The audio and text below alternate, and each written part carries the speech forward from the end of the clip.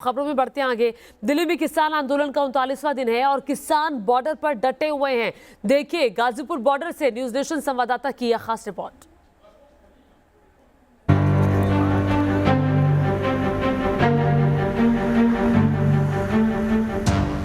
दिल्ली के आसपास के जो इलाके हैं वहां पर 39 दिनों से किसानों का आंदोलन जारी है और इस ठंड का असर कहीं से कहीं तक किसानों के जोश में या उनके आंदोलन में नजर नहीं आता।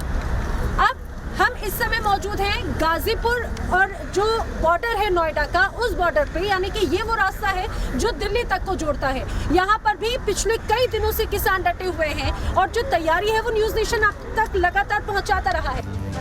दिल्ली एनसीआर में पड़ रही कड़ाके की ठंड इन टेंटों में रहने वाले लोगों के जोश के सामने कांप रही है। दिल्ली यूपी बॉर्डर पर किसानों का ये रेला रात में भी जगा हुआ है। अब ये जो आप दरअसल तंबू देख रहे हैं, ये वो तंबू है जो एक तरह से किसानों को प्रोटेक्ट करता है मौसम से, क्योंकि हाल ही में दिल्ली एनसीआर के कई इलाकों में बारिश हुई, पारा लगातार नीचे जाता गया, लेकिन इसके साथ ही किसानों का जोश हाई होता चला गया। दरअसल यहाँ पे आपको वाटरप्रूफ टेंट भी नजर आएंगे और जो ऑर्डिनरी टेंट है वो भी आपको नजर आ रहे होंगे। चलिए, ये जो टेंट है ये तो समझा जा सकता है कि इसमें बारिश से राहत मिल सकती है, लेकिन ठंड से राहत नहीं मिल सकती। वहीं दूसरी तरफ मेरे साथ में जो वीडियो जर्नलिस्ट है मुकेश झा, मैं चाहूंगी मुकेश जरा ये वाले टेंट की भी स्थिति आप बताइए।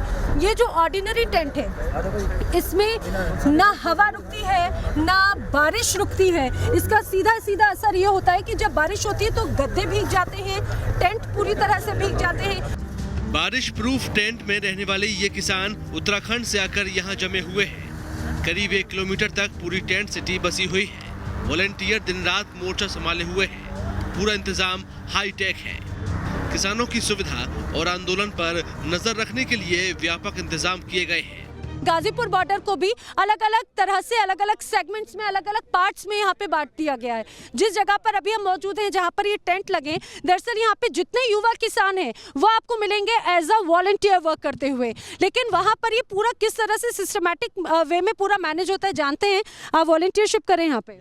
क्या नाम है आपका? विक्रमजीत सिंह। विक्रम जी, कैसे पूरा मैनेज करते हैं और खास तौर से ठंड में अब लगातार अगर यहाँ पे किसान बढ़ रहे हैं, आंदोलन करने के लिए बढ़ रहे हैं, तो कैसे मैनेज होता है? मैनेज मैम अभी समथिंग हमने 300-350 टेंट हमारे यहाँ पे हैं। 250 के करीबन हमारे वाटरप्रूफ हैं, बाकी हमारे फौजी टेंट हैं। और अगर हमारी जैसे जनता आती है, हमारे किसान भाई आते हैं, उनके लिए हमारे पास और टेंट पड़े हैं। कुछ हमने लेडीज़ के लिए, जो हमारी लेडीज़ महिलाएँ हैं, बहनें हमारी, हमने उनके लिए अलग बनाया उधर टेंट, उनके लिए अलग लगा रखा है।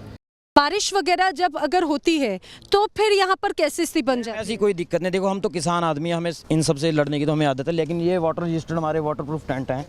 ऐसे ये इधर फौजी टेंट हैं, इसमें भी वैसे पानी नहीं जाता है। अगर ज़्यादा बारिश वगैरह आ जाए तो नीचे चले जाता है। तो ये हमारे वाटरप्रूफ टेंट हैं, इसमें पानी की कोई दिक्कत नहीं है। जितनी मर्जी बारिश आ जाए, 3 से 4 बंदे आराम से इसमें एडजस्ट हो जाते हैं। हम भी रात इन्हीं में रहते हैं, हमें कोई दिक्कत नहीं आई रात में यहाँ पे। तो आप लोग रात में सोते हैं या फिर आप लोगों की भी शिफ्ट लगी रहती है? जैसे कोई शिफ्ट नहीं मैम, हमारा ये खुद का, हमने सेवा लगा रखी है अपनी बाजपुर से। हम ये खुद एडजस्ट करते हैं अपने। एक भाई सो जाता है, भाई जागते हैं। सरकार से 7 दौर की बातचीत हो चुकी है और अब 4 जनवरी को 8वें दौर की बातचीत होने वाली है, लेकिन किसानों को इस बातचीत से ज्यादा उम्मीद नहीं है। हमारे साथ में कई जो यूथ हैं, जो युवा नेता हैं किसान, वो हमारे साथ में मौजूद हैं। जरा जानते हैं, क्या नाम है आपका? तलविंदर सिंह। तलविंदर जी, कहाँ से आए हैं आप? रुद्रपुर, उत्तराखंड।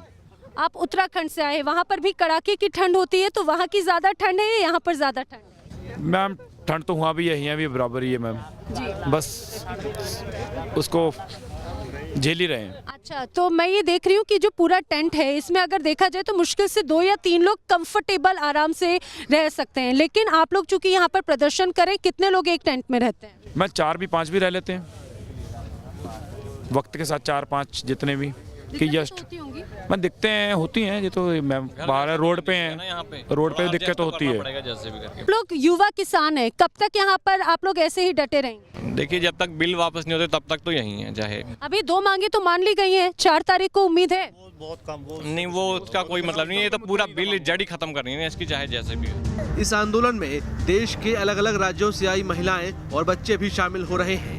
महिलाओं का कहना है कि उनके बच्चे भी जी जान से आंदोलन में साथ दे रहे हैं। कई महिलाएं भी यहाँ पर हैं जो इस आंदोलन में लगातार मौजूद हैं। मैम, क्या नाम है आपका? हाँ जी, मेरा नाम दलजीत कौर है। मैं उधम सिंह नगर रुद्रपुर से आई हूँ। उत्तराखंड से आप यहाँ पर? तो कब से हैं यहाँ पर आप? हम यहाँ पर 1 दिन हो गया हमें। अच्छा, आप अभी हाल ही में आए हैं, तो आपको ऐसा इंस्पिरेशन कैसे मिला, क्योंकि ठंड तो यहाँ पर भी काफ़ी ज़्यादा है? हमारे सारे किसान भाई यहाँ पे हैं, उनको देख के हम भी किसान हैं तो उनको देख के हमें भी इंप्रूमेशन मिला। तो आपके जो घर से हैं, परिवार से, वो भी यहाँ पर? सारी पूरी फैमिली हमारी यहाँ पे है। आपके साथ बच्चे भी आए हैं? हाँ जी, मेरा बेटा आया है और एक बेटा मेरा कल रात वापस गया, वो 10 डेज से यहीं पे था, और एक बेटा मेरा ये आया। सारा हमारे पूरी फैमिली आए हैं। साल हम बहुत ज़्यादा परेशान हुए हैं धान के कारण। धान के कारण हमारा खेतों में धान था, पराली भी खेतों में पड़ी रही है, निकल नहीं पा रही थी। जब हम निकालते थे तो हमें प्रशासन परेशान करता था, सड़कों के ऊपर कहाँ फेंकते। उस कारण हमने अपना योगदान देने के लिए आया। सबसे ज़्यादा हमारे छोटे छोटे बच्चे जो है एक्साइटेड थे कि हमें लेके चलो वहाँ पे। इन महिलाओं का कहना है कि कृषि कानून से पूरे देश का किसान परेशान है और स्वाभाविक तौर पर इससे महिलाओं को सबसे ज्यादा परेशानी उठानी पड़ेगी। इसलिए महिलाओं ने आंदोलन के साथ साथ सेवा की भी जिम्मेदारी उठा रखी है। इस आंदोलन में भी है, महिलाओं का ही है, तो जितना भी इसका असर है सब महिलाओं पर भी तो पड़ेगा ना। इसका जो किचन में काम करती हैं, आने वाले दिन में अभी देखिए, अभी आलू हमने 40 रुपए लिया, जिंदगी में पहले 40-45 रुपए आलू हमने खाया, और प्याज 100 रुपए तक खरीदना पड़ा, और ये कभी गरीब का खाना होता था। तो वही अब जो हमारे ऑर्डिनेंस आ रहे हैं उसमें हमारा इस जो लॉ बना है, भंडारण की छूट दे दी गई है। अब वही होगा, जो बड़े बड़े जो पूंजीपति लोग हैं, उद्योगपति लोग हैं, वो अपना स्टॉक करेंगे, अपना जो फूड है तो उसको बाद में महंगा करके बेचेंगे। तो ये गरीब का भी आंदोलन है, अपने गुरुओं की तरफ से एक दिया हुआ वरदान है, और हम हर समय यही हाथ जोड़ते हैं कि सेवा सिमरन की हमें दाद देना। हर समय हम लोग यही कहते हैं कि सेवा और सिमरन हमें हमेशा देना, और ये सेवा हमें मिली है, इसको भी हम अपना लक्की मानते हैं। जो है बारिश में भी यही रहे, बाहर भी भीग जाएंगे तो कोई बात नहीं, फिर क्या, जब आए हैं तो। ये बुजुर्ग महिला रामपुर से आई है अकेले। इनका कहना है कि अगर इस आंदोलन में चाहे उनकी जान भी चली जाए, लेकिन वो अपनी मांगों को पूरा कराए बगैर यहाँ से नहीं जाने वाली। कुर्बानी देनी है ना अपनी, दान जोश आया, ये कुर्बानी देने आए हैं। बहुत बड़ी बात कही है दादी जी आपने। कहाँ से आई हैं? और क्या, कहाँ से आई आप? रामपुर से। रामपुर से आप यहाँ पर आई हैं? कब से हैं? हाँ, कब से आई हैं? बच्चों के लिए।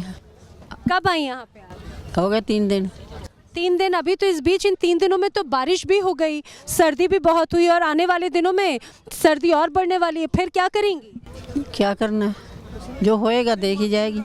अब मरेंगे तो हियाँ ही मरेंगे, जिएंगे तो हियाँ जिएंगे, अपना हक लेके जाएंगे।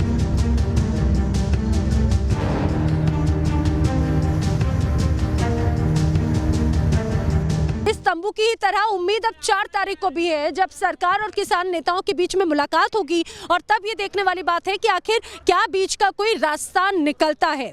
वीडियो जर्नलिस्ट मुकेश झा के साथ Naina Yadav, News Nation, Ghazipur, Delhi Noida border.